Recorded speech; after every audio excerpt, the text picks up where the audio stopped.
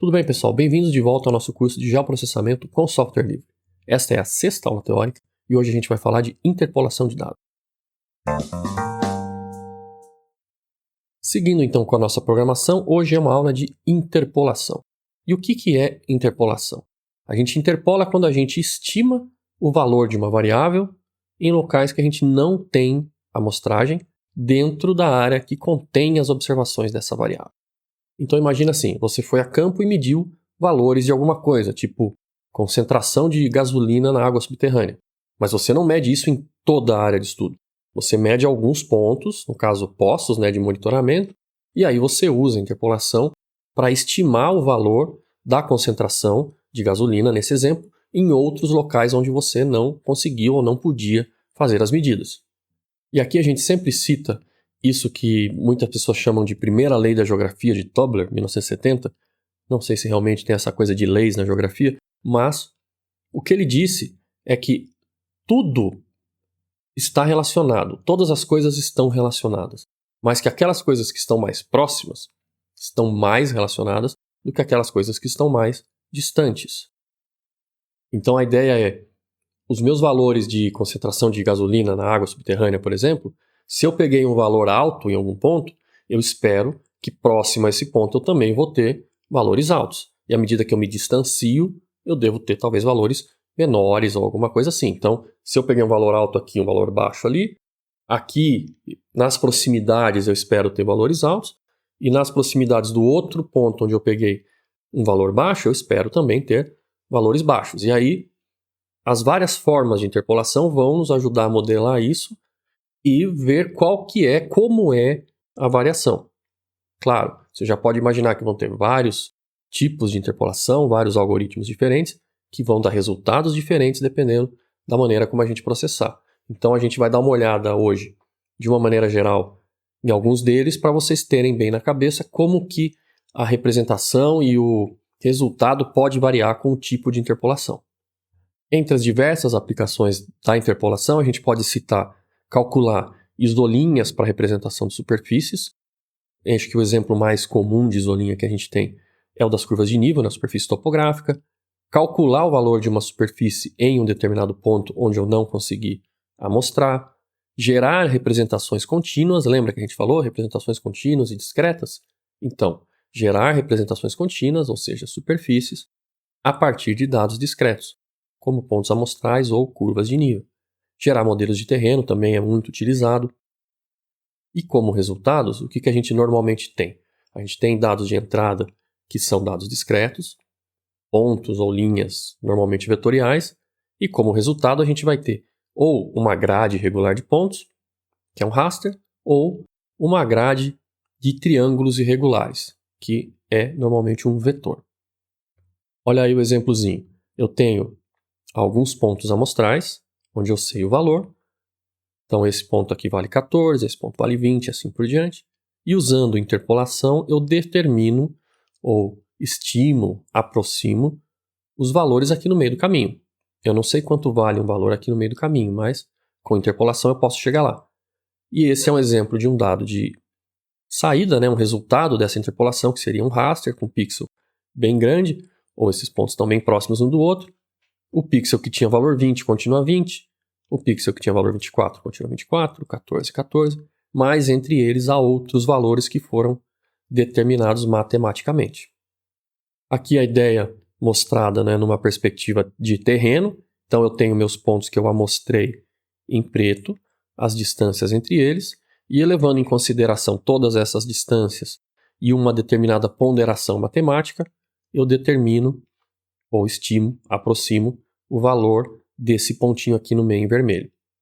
Esse é um exemplo que mostra diversos tipos de interpolantes, de interpolações, de algoritmos diferentes. Então aqui, diagramas de Voronoi, triangulação, IDW, inverso da potência da distância, krigagem, topogrid, que é um algoritmo específico desenvolvido por um pesquisador da Austrália, acho, e RST, que também é um algoritmo específico. Lógico que só de olhar aqui vocês podem até imaginar que esse é um artigo que fala sobre esse algoritmo aqui. Por quê? Porque ele é o mais bonito, eles estão fazendo um artigo sobre o algoritmo deles, eles querem dizer que o algoritmo deles é melhor que o resto. Então, é de se esperar que nessa figura esse algoritmo tenha resultados melhores, né? Mas dependendo da situação, pode ser que um outro tenha. Vamos definir algumas coisas da interpolação antes da gente ver alguns exemplos. Então, a interpolação pode ser global ou local. Quando ela é global, você vai passar uma função matemática única pela área toda de interesse. Então, você vai ajustar todos os seus pontos amostrais por uma única função matemática. E aí, se você muda um valor, você pode mudar o mapa todo. Tá? E, no geral, você vai produzir uma superfície mais suave, porque ela vai mostrar um comportamento mais geral das coisas. Já quando a interpolação é local, você vai aplicar essa função matemática num grupo de pontos. Você vai pegar aquele ponto que você quer estimar, olhar a vizinhança dele e aplicar essa função matemática. Então você modela melhor, talvez, a função local, né, o comportamento local, e se você, por um acaso, alterar um ponto ou outro no mapa, você não altera o mapa todo, você altera o que está ali próximo. Ainda, dependendo da função que você usa, você pode ter uma interpolação exata ou aproximada. Na interpolação exata, o resultado vai honrar os valores originais, ou seja, a superfície resultante vai passar exatamente em cima dos pontos amostrais.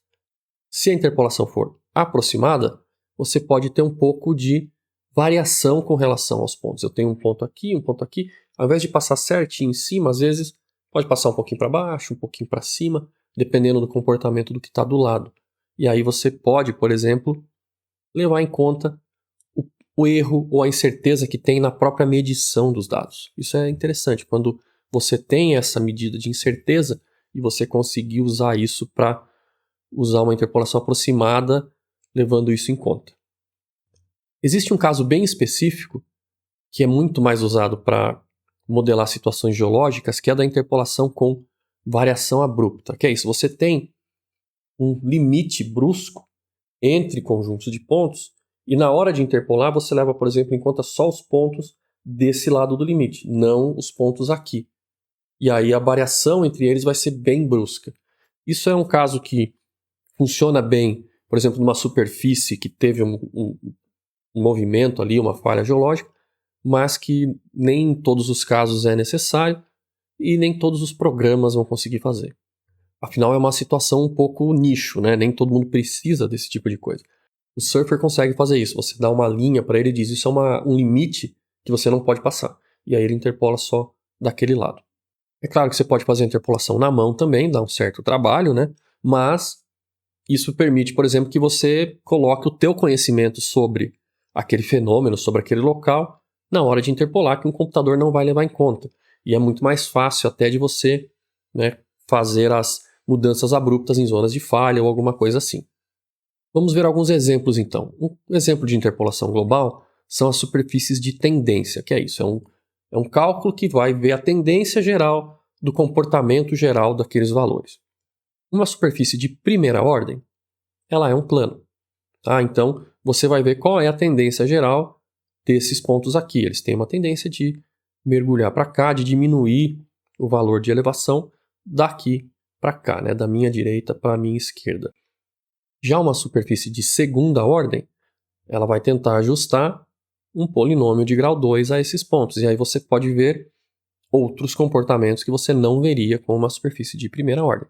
Veja que nos dois casos, eles não passam, a superfície não passa exatamente em cima dos pontos. São interpolações aproximadas e são globais. Ou seja, se eu mudar o valor de um ponto, há uma tendência de que você mexa na superfície como um todo. E aqui um exemplo de interpolação local, onde eu coloco polinômios locais aqui. Então, para esse conjunto de pontos eu determinei um pedaço da superfície, para esse conjunto de pontos eu determino outro comportamento, para esse finalzinho outro comportamento. E aí eu tenho uma superfície bem mais complexa do que antes. Esse aqui é só um passo a passo, né? Então, para cada ponto que eu quero analisar, eu vejo a vizinhança e vou determinando um polinômio, uma superfície, né? Uma função que passa e ajusta a esses pontos. E à medida que eu vou andando no meu conjunto de pontos, eu vou ajustando outros polinômios, e aí eu termino com essa superfície que é mais irregular do que antes. A triangulação de Delaunay, ela é uma operação bastante importante, que às vezes é base para muitas outras operações de interpolação até, então a gente vai dar uma olhadinha nela com um pouco mais de detalhe.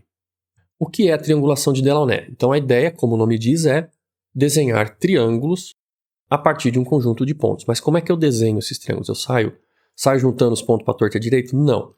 Você vai desenhar arestas de triângulos que satisfazem uma propriedade chamada de círculo vazio. Ou seja, eu pego dois pontos quaisquer, desenho uma aresta e uso essa distância como uma corda de um círculo e desenho um círculo encaixado nesses dois pontos. Se não tiver mais nenhum ponto lá dentro desse círculo, ok, o círculo está vazio e eu posso desenhar a aresta aqui. Se eu peguei outros dois pontos, desenhei meu círculo e tem pontos dentro do círculo, ele não satisfaz a propriedade, então isto não pode ser uma aresta dos triângulos. Esse é um exemplo aqui que mostra uma triangulação de Delaunay feita para esse conjunto de pontos. Então vocês veem que a gente liga os pontos com triângulos.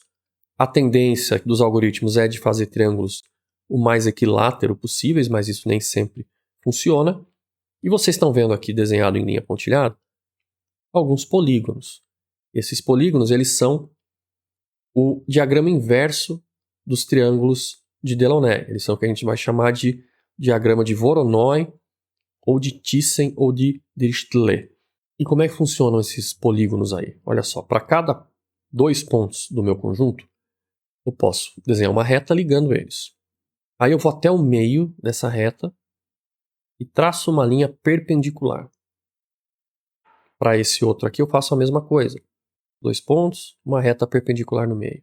E assim eu vou unindo essas retas e desenhando o meu conjunto de pontos.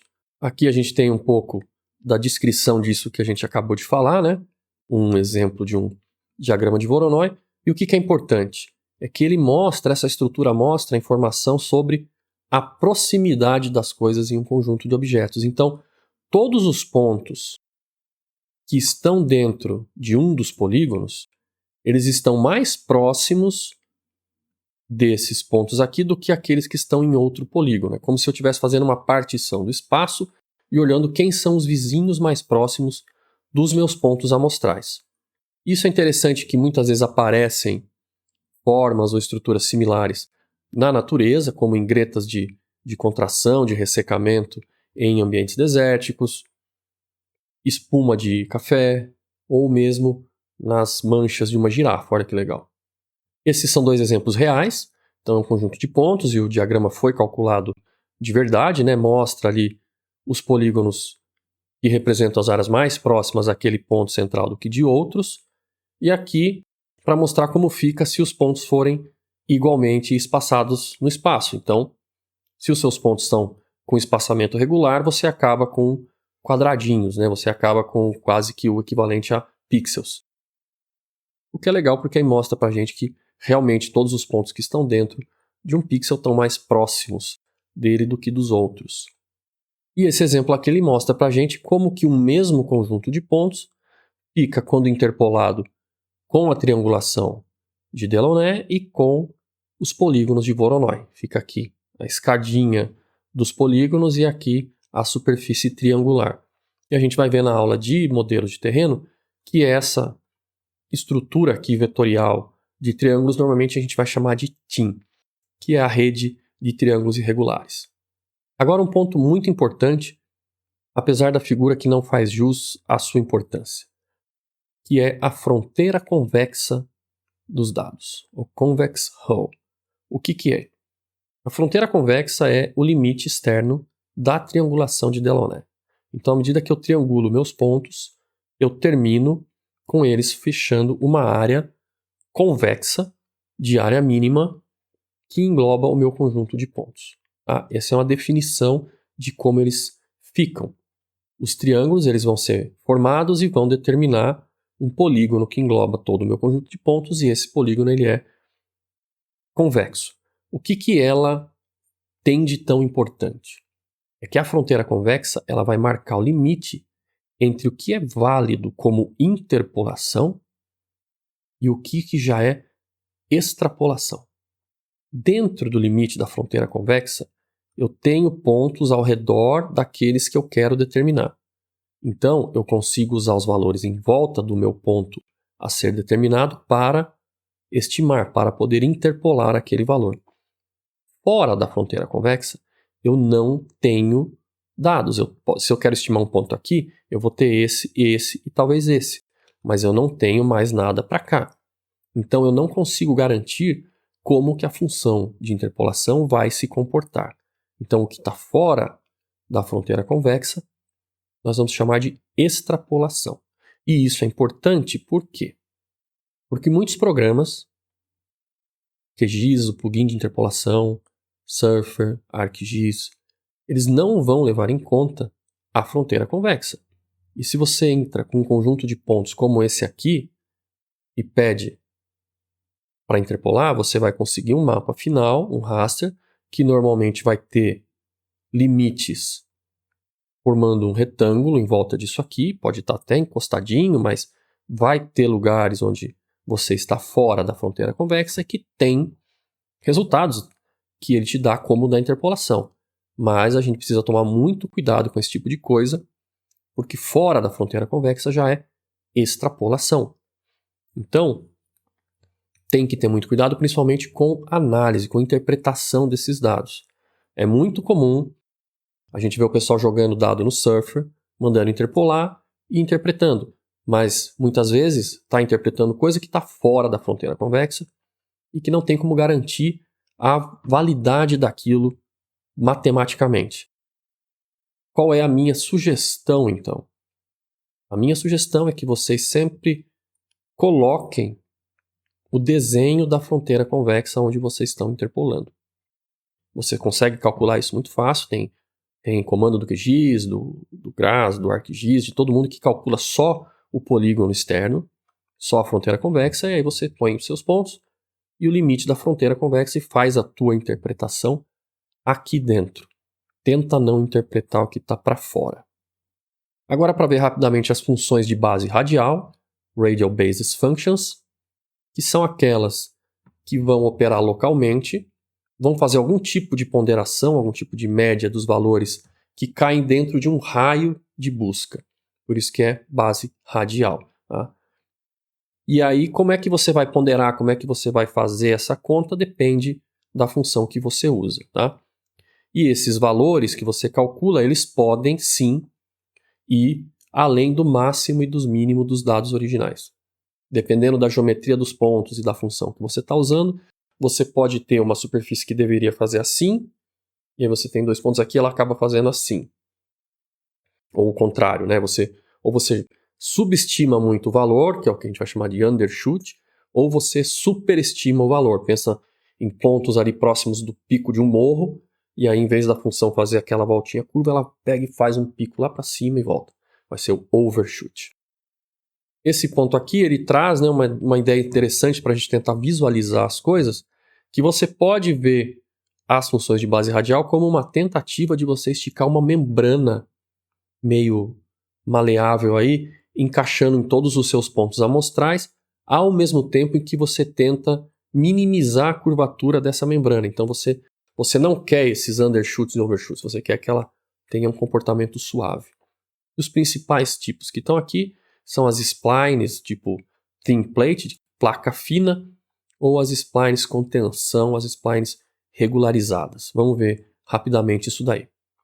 Bom, uma das funções de base radial muito utilizada é o inverso da potência da distância, o IDW, o Inverse Distance Weighting, ou mais conhecido aqui no Brasil como IQD, inverso do quadrado da distância, porque normalmente o peso aqui é 2, e aí, né, a função fica ao quadrado. É muito utilizado, eu acho, por ser talvez a função padrão que aparece lá no Surfer, a primeira opção de muito programa, mas tem que tomar muito cuidado com ela. Aqui está um exemplo, é aquela mesma superfície que a gente mostrou com os triângulos e com os polígonos de Voronoi, são os mesmos dados, interpolados com o inverso do quadrado da distância. E olha o que essa interpolação faz? Ela dá o comportamento geral das coisas, mas como ela vê a variação do valor de um ponto a outro usando o quadrado da distância, então o peso que um ponto tem na hora de calcular a ponderação de outro, ele varia não só com a distância, mas com o quadrado da distância, ele varia muito rapidamente, a gente acaba com esses picos e esses afundados aqui, esses buracos na superfície, que olhando de cima nas curvas de nível vão dar um monte de bolinhas assim, que em inglês o pessoal gosta de chamar isso de bullseyes, que é o alvo, né, como se fossem alvos de tirar o alvo, e você vê que não é um comportamento muito legal para aquilo que você espera. Então, tenham cuidado com interpolação por IDW e QD, porque você pode, é muito rápido, é muito simples de fazer, mas você pode chegar num resultado que não é representativo dos seus dados. Minha sugestão, fique longe do IQD. Já esse exemplo aqui, olha, é o mesmo conjunto de dados, mas ele está interpolado por spline. O que é spline? São funções polinomiais locais. Ela é uma representação matemática de um aparelho antigo que se usava para desenhar, para fazer desenhos de engenharia. Então você tinha uma mesa de desenho com estrutura metálica, colocava um ímãzinho e aí uma régua flexível que você ajustava presa naqueles ímãs. Então a ideia é tentar fazer isso matematicamente. Você tem pontos onde a função fica presa e entre eles você faz uma polinomial local. E aí busca ajustar a suavidade entre essas polinomiais locais. Dependendo do algoritmo, você pode ter splines que funcionam como interpolações exatas ou aproximadas. Eu deixei dois aqui muito conhecidos, tá? O TPS ou Template Spline é o que é o padrão de spline do ArcGIS, por exemplo, e o RST é o que vem no GRASS, que é a spline com tensão regularizada. O ArcGIS também tem uma opção de spline, se não me engano, que é a TPS com tensão. E aí a tensão, ela vai dizer qual que é mais ou menos como se fosse aquela régua flexível dos engenheiros, e aí você muda a rigidez dessa placa. Então, se ela é uma placa muito rígida, ela passa pelos pontos assim, sem se preocupar muito com as variações mais locais. Se a placa é bem mole a ponto de se comportar como uma membrana, aí ela vai passar mais pelos pontos. E aí você muda essa tensão e tem resultados um pouco diferentes na sua superfície. E finalmente, o último exemplo aqui de função de base radial é o da krigagem. Quando a gente fala em krigagem, normalmente a gente está adentrando no campo ali da geoestatística, que é um método. Né? A krigagem é um método que foi desenvolvido para mineração, para calcular teor de minério em análise de mineração.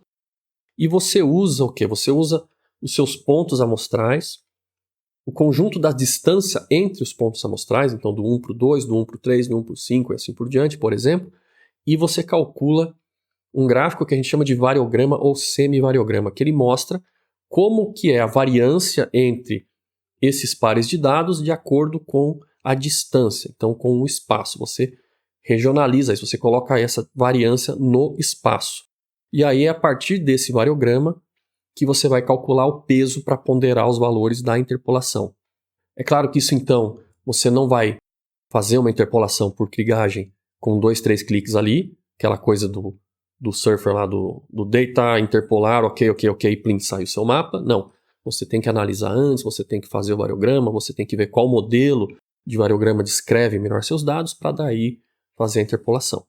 E uma coisa interessante é que se seus dados têm uma anisotropia, o que é isso? Eles se comportam de uma maneira diferente em uma determinada direção do espaço e você sabe disso, você consegue colocar isso na sua modelagem.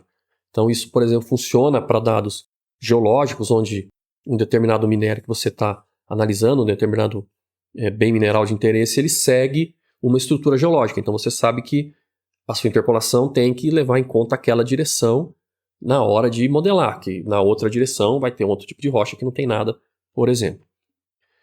O comando de interpolação por spline do GRASS, o RST, nas splines regularizadas com tensão, também permite que você coloque valor de anisotropia na hora de fazer o cálculo final. E aqui só um exemplo, então, de novo, o mesmo conjunto de dados, a mesma superfície, vê que ele tem uma aparência bem similar àquela da spline, mas ele é exato.